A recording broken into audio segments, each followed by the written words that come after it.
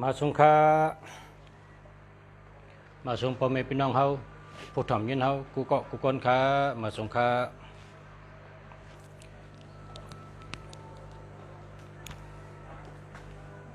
เมื่อในแต่เอารายการเสียเมืองดีอันปันป้ายอยู่ลีอันปันป้ายอยู่ลีปันป้ายอยู่ลีไรกูเกาะนะปันไรกูเกาะป้ายอยู่ลีเป็นอันดำร่องเลือเปิ้นพอเฮาอยู่ลีเป็นคนมีลาบเลียที่หนึ่งเราได้อยู่ดีกินหวานเมื่อคาว่นหันว่าป้ายอยู่ลีเป็นที่หนึ่งลำลองปุ่นตะคนเฮา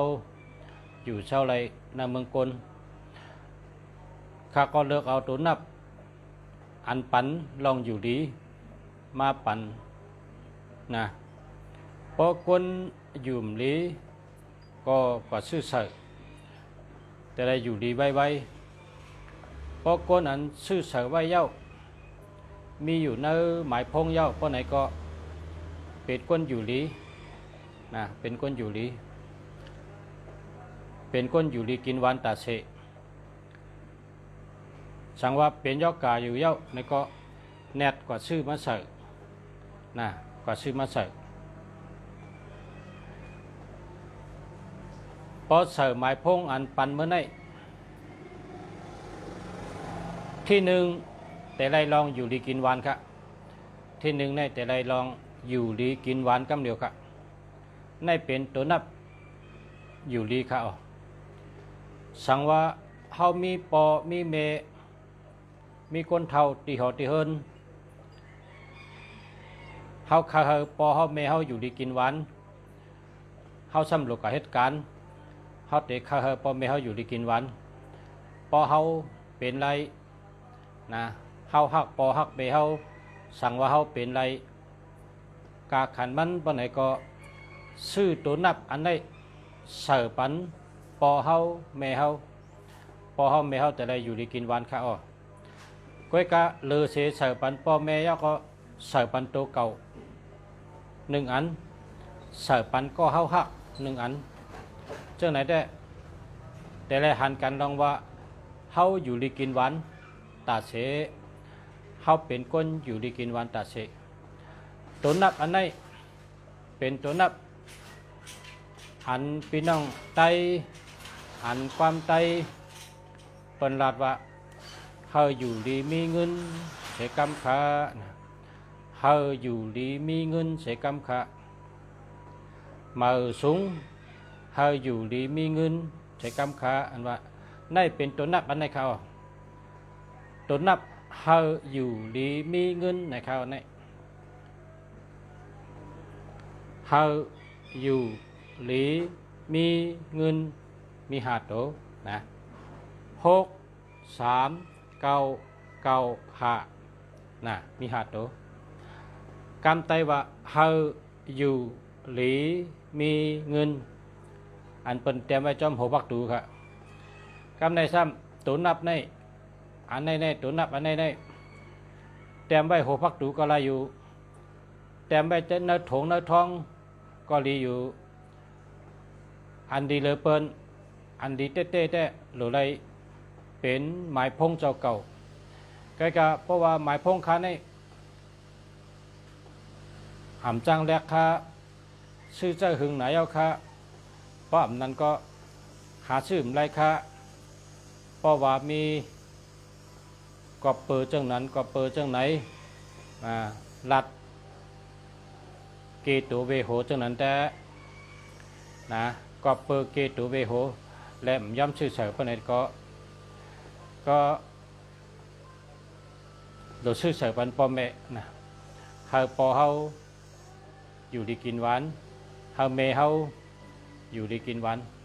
ชื่อเสือปันปอแม่นะเพราะว่าตัวเจ้าเก่าได้มังก็ในคออ่างนำนะเพราะว่าแหลกให้แล้วหมายพงสุนัยดีนะเพราะรัดจะไหนคออ่างเขาในขึ้นมาเป็นปากเมี้ยวคออ่างนำนะ อ้างว่าไปจ้างเฮ็ดถืออ้างว่าห้ามไปไล่อ้างว่าเงินไปปออ้างว่าอำจ้างแลกค่าอ้างว่าคนหูจักนำไหนเอาอันไหนอ้างว่าแลกไรก็แลกกันได้มีพระหูจักอ่ะนี่เป็นข้ออ้างนะข้ออ้างคนเขาในปอแต่หาข้ออ้างในหาอะไร13 แสนเปิงนะปอแต่หาข้ออ้างในหาอะไร13 แสนไร่คนเมืองไทยอันที่เป็นอันป่องเจอนั่นเป็นว่าแลกให้ละปุ่นตาเจ้าเก่าไล่อยู่ดีกินหวานปุ่นตาเตยอยู่ดีกินหวานเจ้าเก่าแลกให้ละนะเพราะเจ้าเก่าย่อมแลกเขาก็แต่ไรเป็นก้นอยู่ดีกินหวานเพราะเจ้าเก่าอ่ำแลกเพราะว่าหมายพงเป็นย่อกามาเพราะเจ้าเก่าเป็นย่อกามาเพราะหึงมากก็เปิ้นเอากับเผาไพ่เป็ดมันหันกันแล้วแต่เลือกเอาเส้นตั้งเลยล่ะแต่เลือกเอาเปิ้นเผาไพ่เป็ดท่าแต่เลือกเป็นอันคนหูจักคำจังโทหาและเชื่อลายเขาห้าแต่เชื่อลายเปิ้นห้าเชื่อลายเจ้าเก่าแต่ฮักเปิ้นห้าฮักตัวเก่าแต่จอยเปิ้นห้าแต่จอยตัวเก่าฮักเปิ้นห้าฮักตัวเก่านะเป็นข้อถามเพราะฮักตัวเก่าก็ชื่อเสยตาเจ้าเก่าเขาอยู่ดีกินหวานนะคนหนึ่งก็เจอหลายๆอันอยู่นะเจอหลายๆอันอยู่เครื่องก็เป็นตัวขายนำหมู่เครื่องอันเขาเจอนาการก็ไว้แต่นาการเครื่องอันเขาเจอแต่นาเฮิรนเขาลัดต่อเมเขาลัดต่อลูกเขาลัดต่อก้นนาเฮิรนเขาก็อันหนึ่งเขาลัดต่อปอเมเขาลัดต่อก้นนาเฮิรนเขาอันหนึ่งเครื่องอันเขาเจอเป็นตั้งการก็อันหนึ่งก้นหนึ่งก็เจอหลายอันอยู่ก็เพราะฉะนั้นแหละหนังฮือเตได้อยู่ดีกินหวานไว้กาขันชายเจอเจ้าเก่าชายเจอเจ้าเก่าได้มีกาขันใหญ่นะกาขันใหญ่นะพอเขาเมเขาเฮ็ดมาปันเขาหลบหมอหักษาลุมลาชายเจอเขาเมื่อได้เอาตุนนับเขาอยู่ดีมีเงินมาปันนะตุนนับอันได้เป็นอันราคาเนี่ยเดรัดเนนะเดรัดเนอาทิตย์เปมัน6บอกว่าลองเกี่ยวเจอซื้อเจอลองตั้งหมอเกี่ยวเจอหมอซื้อเจอหมออุบหมอเปียกหมอต่อยติ่งเล็ดติ่งห้องความต่อยไห้กองไห้มองไห้ตุเรียเฉตลอเล็ดติ่งห้องกามจะได้เป็นตัว6หมดนะตัว6แล้วก็เงินอันเท่าไรยิบนะไรยิบเงินอันเท่าไรยิบไรกำตั้งมือเท่านั้นก็เป็นตัว6นะตัว6ในเข้มน่ะตั้งโจตั้งเปี่ยวตั้งซื้อตั้งหมออุบหมอลัดหมอยุ่มหมอโขหมอเปียกหมอเปี่ยวหมอซื้อมีเงินเนี่ยตัว6มาแล้วนะกับในตัว3กับตัว3 6 3ในขณะเนาะเพราะตัว3น่ะจับเสือเพราะตัว3มาจับเสือตัว6ปะไหน ก็เบอร์6นั่นตั้งโจตั้งเปี่ยวตั้งซื้อตั้งมนหมออุบหมอเปียกหมอห้องกว้ามหมอต่อยติ่งหมอต่อยเครื่องตุเรียกูมิวและเป็นอนุปิญญาปลายมอนเป็นตัว6ก็ได้เข้ามาฮอดตัว3ป้องฮอดตัว3ในตัว3ในพ่อนดีมันซ้ำปันจังหือเนี่ยตัว3ในแก่นแข็งแห้งเยอะตัว3ในแก่นแข็งแห้งเยอะนะตัว3ในตัวก็แก่นแข็งใจก็แก่นแข็งปลายวนก็แก่นแข็งลองแลดลองไว้ลองแก่นแข็งนั่นเป็นตัว3ครับเพราะเผอเป็นก้นแห้งตัวแก่นแข็งนะแห้งตัวแก่นแข็งเพราะเผอเคยมีแห้งตัวแก่นแข็งถ้าเจอแก่นแข็งเพราะจังไหนก็เจอ3 3นั่นน่ะตัว3เนี่ยกลใจก็เลยเจอตัว3กลใจก็ในแห้งในใหญ่หรือเปิ้นแห้งในแคมหรือเปิ้นแห้งใหญ่หรือเปิ้นนะมาเยอะ2ตัว6แล้วก็3ไล่หู้ตีป่องมันเยอะนะ63ไล่หู้ตีป่องมันเยอะก็ในซ้ำถึงตัวเก่านะจะมาถึงตัวเก่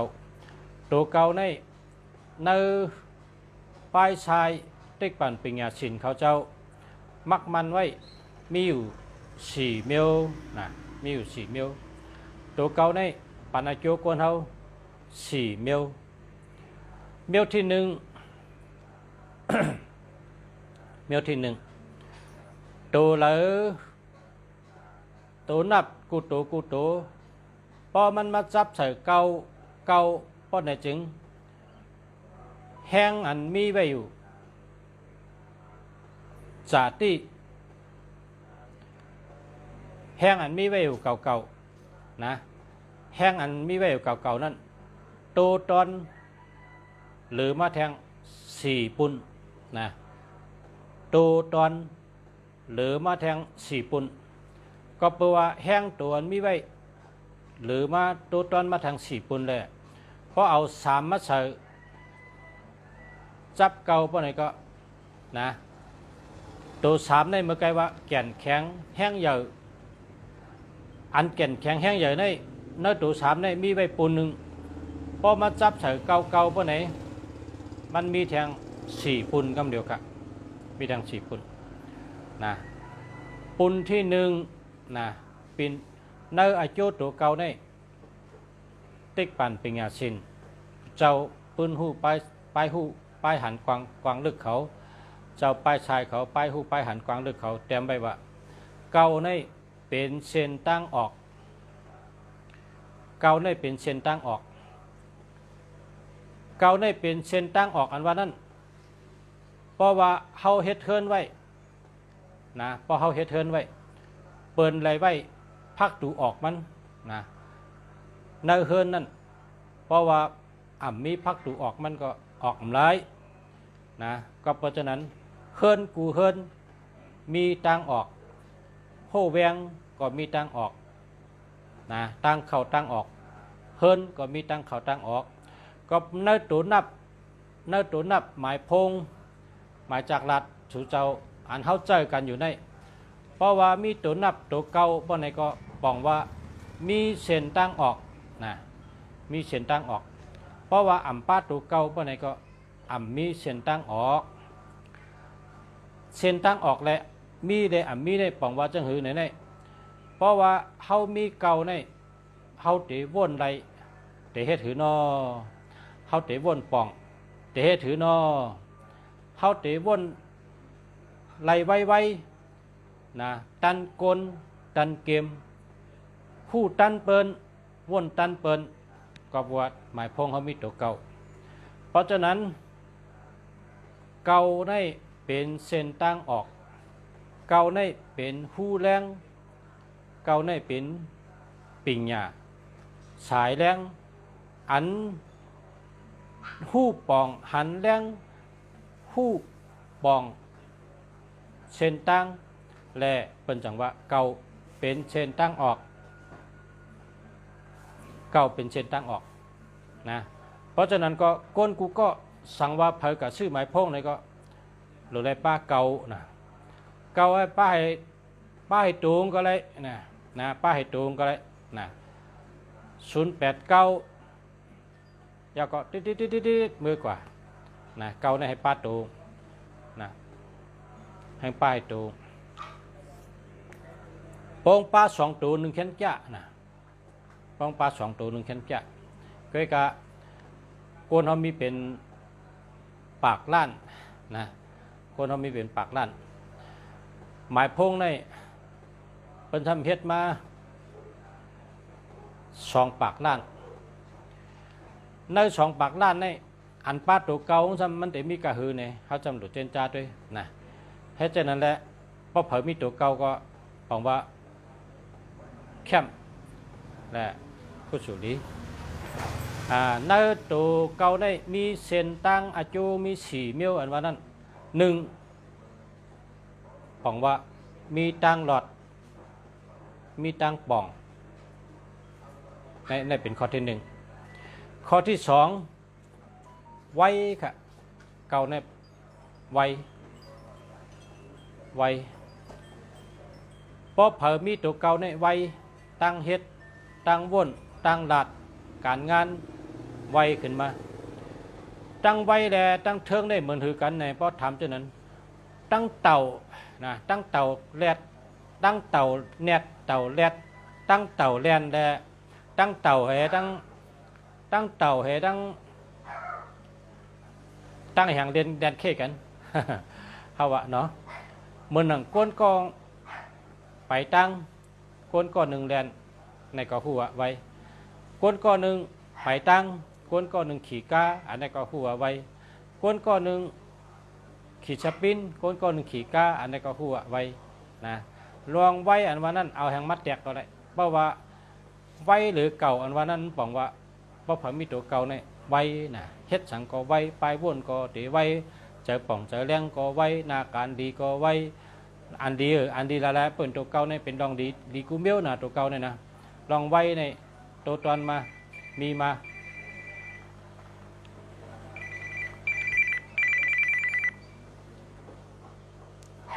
เอาค่ะค่าตัวเสียค่าอ้วนกว่าค่านัด200ค่ะนะเอาค่ะจมค่ะค่าก็ไถ่พวกไปขึ้นถุงเนี่ยจะปูเสียเอาค่ะค่ะเข้าใจค่ะเอาค่ะยินหลิงโจมทำอย่างก็ติดโทษหาเสียแทนค่ะค่ะยี่จมค่ะมาชมค่ะมาชมค่ะ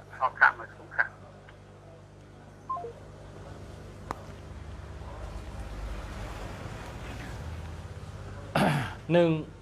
มีเส้นตั้งบ่องสองไว้นะสองเมียวนะกับในข้อที่สามนะข้อที่สาม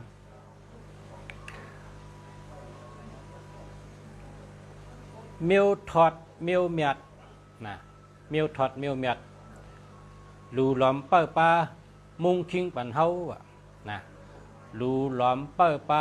มุงคิงปันเฮาเก่าในนะเก่าในปองว่าพอเอาความอันเฮาผู้ง่ายเหตุเป็นก็เฮาแต่ว่ากุ่งเจ้าทอดเจ้าเมียดกุ่งเจ้าลีพีเมียดกุ่งเจ้าพระเมียดตะลาเมียดสังขาเมียดกุ่งชาชมาเจ้าเกจูกุ่งปอกุ่งเมเจ้าเกจูกุ่งครูว่าอาจารย์กูเจ้ากูป้ากุ่งเจ้าทอดเจ้าเมียดกุ่งเจ้าลีพีเมียดเจ้าคุณพีคุณช้างตั้งเสียง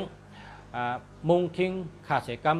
ให้ข้าได้อยู่ดีกินหวานหลอดเพหลอดหยันเพกลางหยันกลางเสกรรมค้า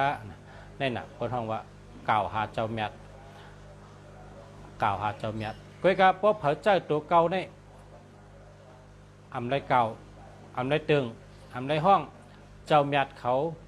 เปิดปลากุมทิ้งมุงคิงปันโกนก้อนนั่นนะครับเนาะอันนี้เป็นข้อดีข้อที่สามครับนะข้อดีข้อที่สามข้อที่สี่ครับข้อที่สี่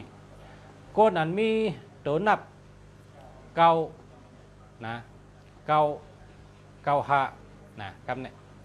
เก่าอันนั้นก็เก่าหาอันนั้นก็หาเก่าทำบุญเห็นผลไว้ทันตานะครับประกรรมไตเขาว่าเฮ็ดสังก็ไล่หันอาจูมันกำเหลียวเนี่ยว่าพอเขากับขึ้นจ้องเนี่ยเขากับขึ้นจ้องกังเนอกับเขากับลูกกระตันเนี่ยพอเขามาเฮิร์นเนี่ยเอาเลยลูกก้าเนี่ยเขาล้านเขาแสงจะบดดิ้มยาวยืดไว้เอาโลขายดีนะเมื่อไหร่ย้อนว่าเขากับลูกกระตันที่จ้องนั่นเขากับเฮ็ดตั้งหลีมานะเขากับลูกกระตันเขากับทำบุญมาเขากับจ้องมาผู้สูงในไล่กำเดียวในเมื่อไหร่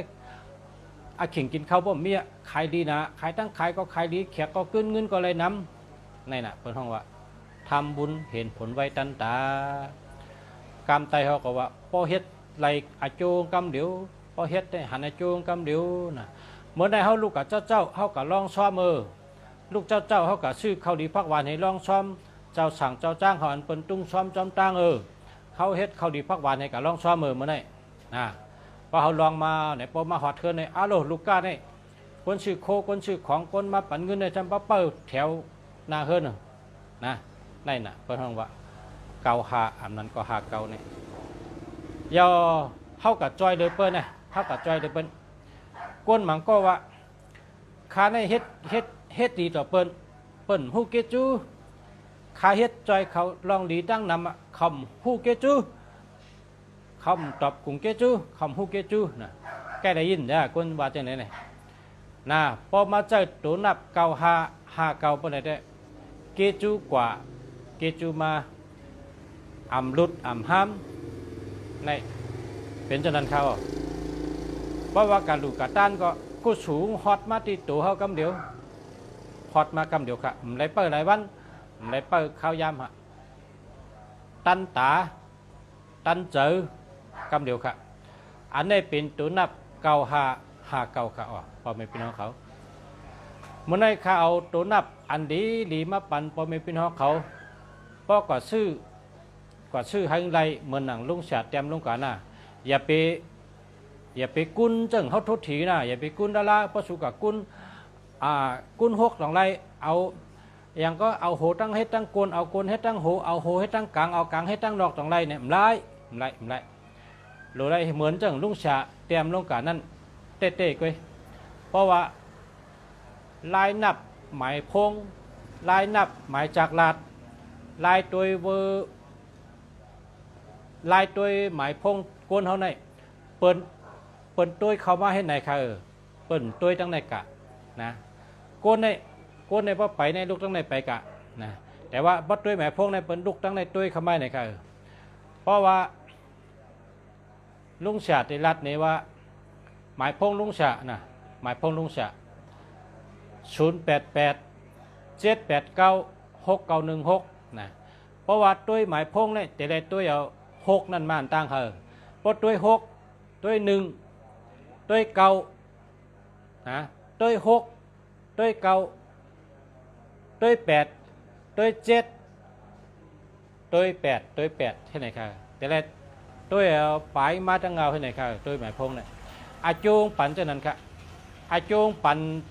ตัวที่1นั่นอาจงปั่นกำเดียวเป็นหือก็เป็นนั่นกำเดียวตัวที่1นั่นย่ออาจงตัวที่1เอาตัวที่2ตัวที่3ตัวที่4มันเด็บปั่นว่าเป็นตัวให้ไหนครับอาจง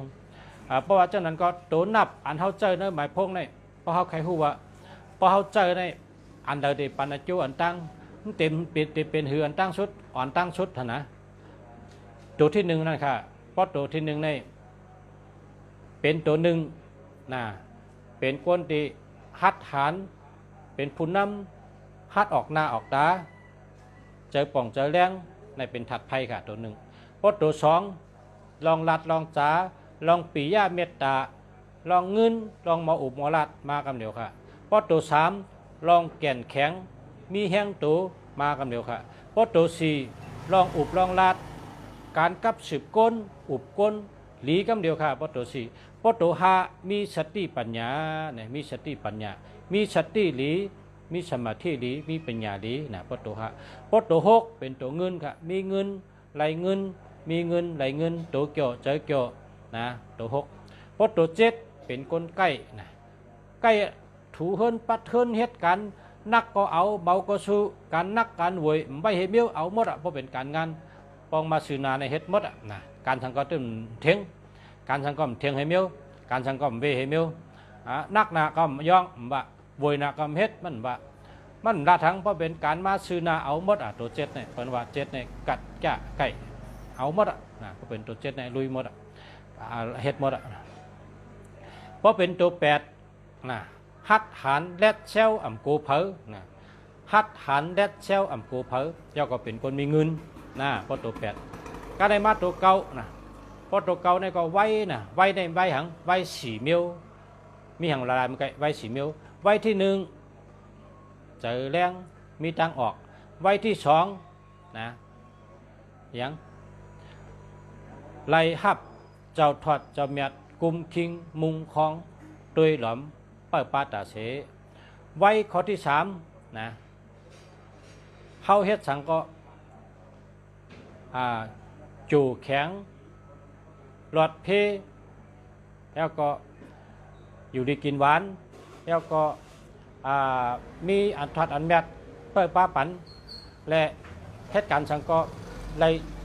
หันทางออกมันกำเดียวจะป่องจะแรงไว้กำเดียวผู้ใดกำเดียวนะไว้ข้อที่สี่เหตุสังก็เลยพรดีมากถึงตัวขึ้นกำเดียวกว่าหลูต้านก็อาจูเลยเมื่อใดกำเดียวจอยเดียวเปิ้นเกจูกว่าเกจูมาเปิ้นตอบกำเดียวเปิ้นแตนกำเดียวอันดีเลยมาสี่เมียวเลอเสนั่นเก่าในป่องว่าต่างจัดต่างเมืองดีห่อมยามถึงเมืองแองเกเลตเมืองเขเมืองนู่นเมืองนี่นะเปิ้นก็หักเขาจอยหรือเขาสั่งว่าเขามีการเอาโคขาย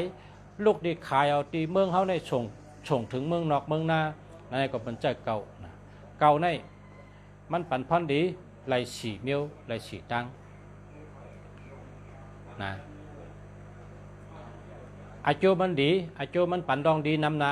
อันนำโดยได้แกลุงชาก็ต้องเชิงน่ะข้อมูลมันเพราะว่าป๊อดใครฮู้ว่าดีมอกกะเหือนะดีเต้ๆในคำเดียวนะคำไตเขานะป๊อดตัวเก่าในดีสี่เมียวก็ได้ป๊อปลายเป็นศูนย์ทำน่ะป๊อปลายเป็นศูนย์ในเป็นยอกกะนะยอกกะได้เป็นมาเป็นเมียวนะป๊อปลายเป็นศูนย์ในเป็นยอกกะที่เดียยอกกะในเป็นนำมาลัดเมียวได้นะยอกกะในได้นะเพราะว่าเพิ่มดัดได้ยอกกาใน90/6นะอันน่ะยอกกา90/6นะเป็นว่าจังนั้นนำน่ะยอกกาแต่ใดก้อนนั้นแต่ใดก้อนมีศูนย์ตั้งปลายก็เพราะฉะนั้นแล้วตัวหมายพวกนี้ตัวตั้งปลายมันมาให้ไหนครับตัวตั้งปลายเขามาให้ไหนปอนับกรรมไทยในคำว่าหือเนี่ยนะปอนับกรรมไทยในว่าตัวเราราชาโชคสุขภาพหนี้สินความรักการเงินการเจรจาพอเขามาหลัดกำไตในที่ว่าโตเฮานะลาบเฮาจ่องมีเงินจ่องอยู่ดีจ่องมอลัดมอจ้าจ่องมอกับชืบจ่องรถเพแต่มี7 ข้อเนื้อปับมีอยู่อันปับอนุสาขายเนี่ยนุสาก็ปีนเอากำไทยเฮ็ดเป็นกำไตไว้อยู่พอเผาเจ้าตัวนับนะเลือกใจอันดีมันเพราะตัวเลี้ยวได้ดีกูโตนะเพราะตัวเลี้ยวได้ดีกูโตเพราะมา2 ตัวจับกันนั่นน่ะเลยหู้ตีป่องมันเหี่ยวจังก็ใจเพราะหู้ตีป่องมันเนี่ยทำโดดใจนะเพราะ2 ตัวขึ้นมาเนี่ยอาทิตย์เป๋งกว่าทางเมียวนะก็เพราะฉะนั้นแหละเพราะตัวเลี้ยวได้ดีหมดอ่ะนะเพราะตัวเลี้ยวได้ดีหมดอ่ะ1เป็นปอ2เป็นแม่นะแม่ในใจดีแม่ในหมอหักปอในมันหนังตาวันแม่ในมันหนังเลินนะ1ตาวัน2เลินนะ1ปอ2แม่3แก่นแข็ง4ลองลัดจารี5สติปัญญา6เงิน7ใกล้8สัทเท9ดีกูเมียว0เป็นยอกกะพอตัวเลี้ยวแตงดีหมดอ่ะนะใกล้กับพอมาป้องกัน2 ตัวนั่นกะโดยไรหัวติกเป๋มันพอหัวติกเป๋เห็นใจมันก็ดีกูเมียวพอห้ามหัวติกเป๋มันก็เป็นเพ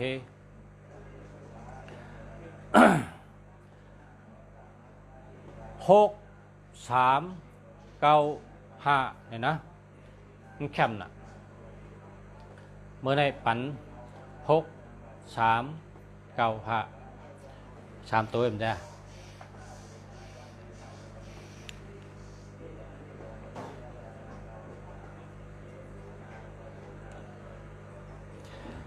6 3 9 9 5 6 3 9 5 6 3 9 5 6 6 3 9 6 9 9 5กำในกึดแทง2 ตัว5 6 6 5หมอหาเงิน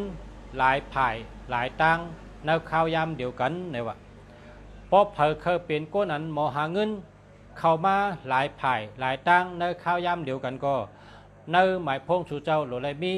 6 5อันนั้นก็5 6นะ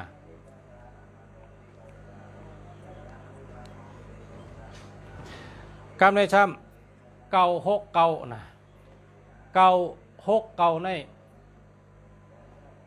เก่าหกเก่าในเป็นคนมีเงินเป็นคนเจอเกี่ยวเป็นคนตูเกี่ยวเจอเกี่ยวเป็นคนมีเงินเพราะเผอเคยเป็นคนตูเกี่ยวเจอเกี่ยวเป็นคนมีเงินเราเลยชื่อเก่าหกเก่าใช้ไว้ในหมายพงการในซ้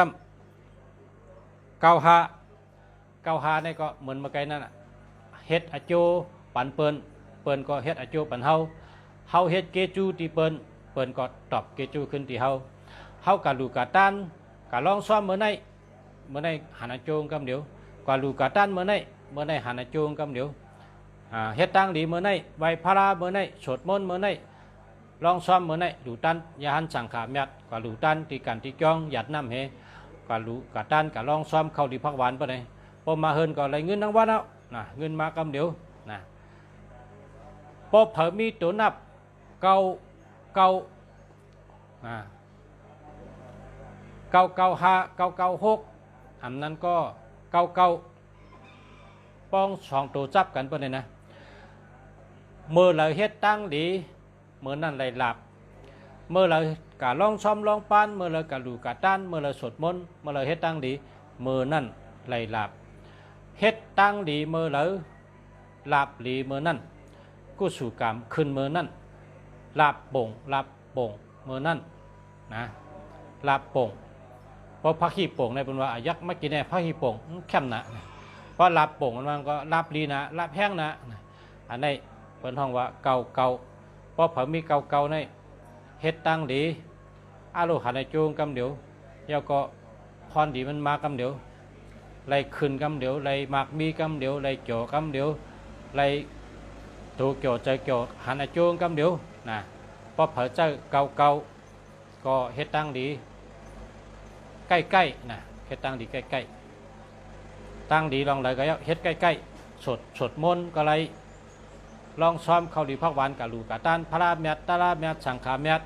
ลองซ้อมเข้าดีพักหวานก็ใกล้ดูใกล้ดองแล้วก็ไหวพระแล้วก็กะขึ้นจ้องกะล่องกะลูอันเลยแคมอันเลยลีอันเลยหวานกะลูกะตันหยัดน้ำหันอาโจงกำเดียวกะนะอาโจงหันไว้เตะก็มีเก่าๆนะ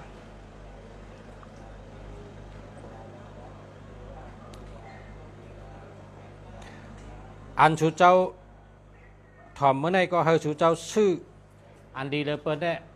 6395นะ6395แล6395 639956 639965 639695นะเพราะชูเจ้าชื่ออะไรจังไหนก็ชูเจ้าหันอาจูงกำเดียวขยับมาโดยปันพอมีพี่น้องอันทามมากก่อนต้องมีเหรอมาเนี่ย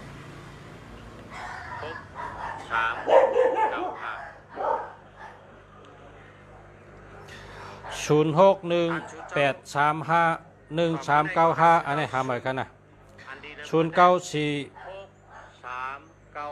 โอ้ครับ0948753520หาเหมือนกันเนาะ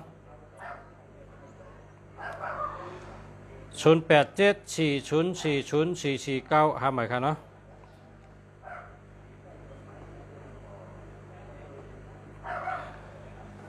ค่ะยินชมค่ะเพราะว่าเมื่อในเขาได้เลยกระส่งของไปรษณีย์นำเมื่อว่าคำตั้นชงพลตกเมื่อในขาดได้ออกรายการกันนั่นก็ขาดได้เอาข้าวยามก็ส่งของตั้งอันตีไปรษณีย์ครับเพราะว่าค้าขายตั้งขายหมายพงพี่น้องกรุงเทพเขาซื้อหมายพงโดยส่งไปรษณีย์นำเอาเมื่อนี้นะก็เพิ่มมีการนำแล้วขาดยันดีกันได้ก่อนขายันซื้อให้พ่อแม่พี่น้องเขาอยู่ดีกินหวานกัดเย็นช้ำฉะระเพศระยันเพชรกลางหยันกลางกูก็กูคนย้อนให้พ่อแม่พี่น้องผู้ถมพี่น้องเขาฮักกันพร้อมกันนำกะย้อนให้พ่อแม่พี่น้องผู้ถมพี่น้องเขากูก็กูคนฮักกันพร้อมกันนำและย้อนให้กูก็อยู่ดีมีเงินห่างหรือคึกปืนกูก็กูคนค่ะมาสงคา